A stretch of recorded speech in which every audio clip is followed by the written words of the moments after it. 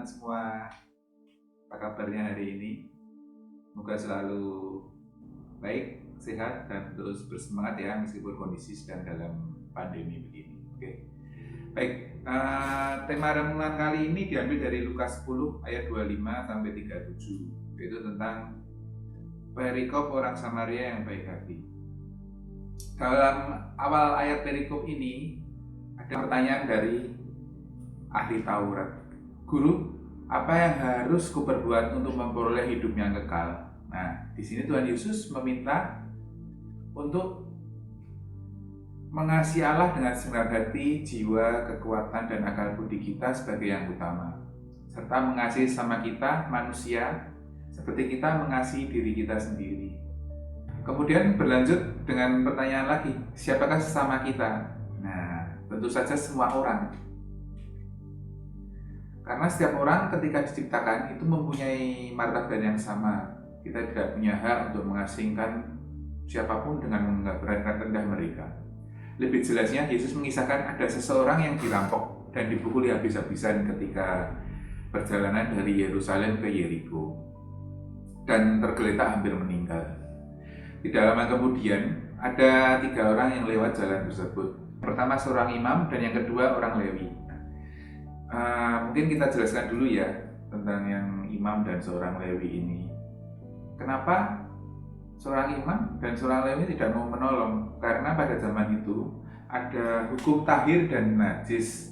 Kalau ternyata orang yang terkapar ini mati, maka imam dan Lewi itu akan menjadi najis sehingga tidak dapat melayani bait suci. Sehingga mereka ini tidak mau mengambil resiko najis, maka tidak berusaha memastikan kondisi dari si korban ini. Nah, giliran yang ketiga lewatlah orang Samaria. Mungkin bisa saya jelaskan sedikit ya siapa orang Samaria ini. Orang Samaria itu adalah pada waktu itu sedang tidak bergaul dengan orang-orang Yahudi. Tetapi malah orang Samaria ini yang mau menolong orang tersebut. Bahkan mengesampingkan dulu perjalanannya, membawa orang tersebut ke penginapan dan menitipkan orang tersebut pada pemilik penginapan dan meninggali uang untuk biaya perawatan orang tersebut sampai sembuh. Teman-teman, Yesus ingin mengajarkan kepada kita untuk menolong sesama manusia tanpa memandang siapa orang tersebut.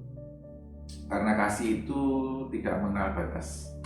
Teman-teman tentu ingat presiden keempat kita yaitu almarhum Kiai Haji Abdul Rahman Wahid atau Gus Dur. Dia juga berkata, tidak penting agama atau sukumu, kalau kamu bisa melakukan sesuatu yang baik untuk semua orang tidak pernah kok tanya apa-apa agamamu.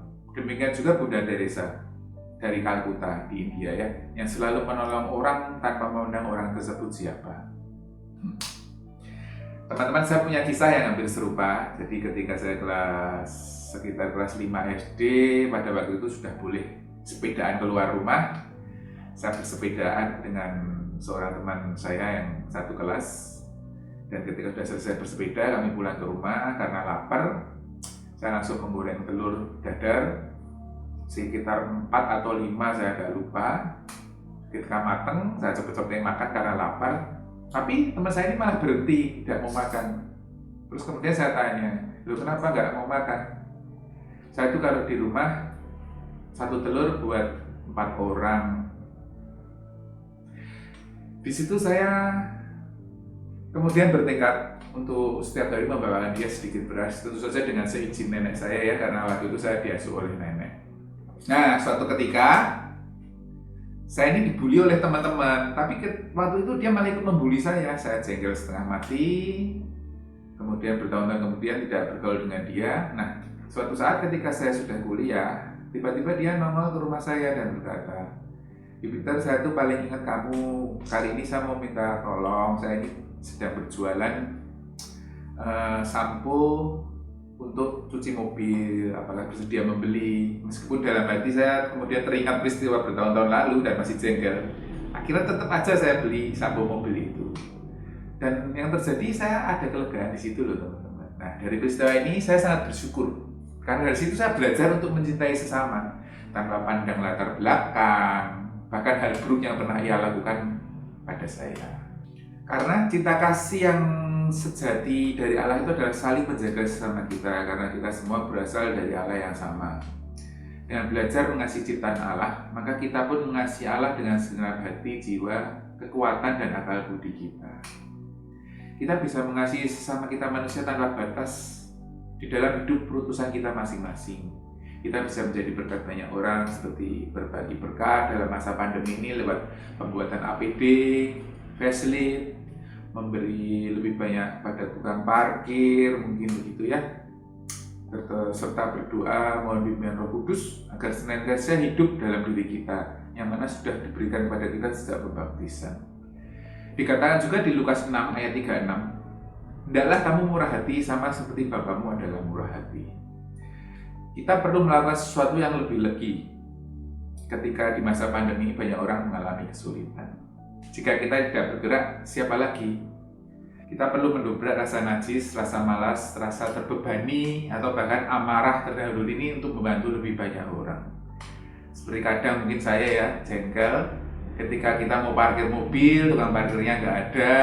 Tahu-tahu ketika kita mau pergi dari parkiran, nongol lah si tukang parkir ini. Nah, mungkin salah satu contoh seperti itu perlu kita dobrak dengan tetap memberi uang parkir, bahkan kalau bisa dilebihin kan gitu. Ini kan mendobrak rasa jengkel dan amarah kita yang terdahulu. Mari sebagai murid Kristus lakukan lagi lebih banyak hal yang berguna bagi orang-orang sekitar. Jangan menunggu dipanggil atau disuruh atau hanya sekedar pengikut seperti dispenser, kalau yang dipencet itu baru keluar air panas atau air dinginnya, begitu mungkin. Tapi jadilah pencetus. Tuhan Yesus memberkati. Mari sekarang kita tutup dengan doa. Demi nama Bapa dan Putra dan Roh Kudus. Amin. Terima kasih ya Tuhan Yesus atas firman-Mu pada hari ini yang mengajarkan kami untuk selalu berbuat kasih pada sesama tanpa mengenal batas.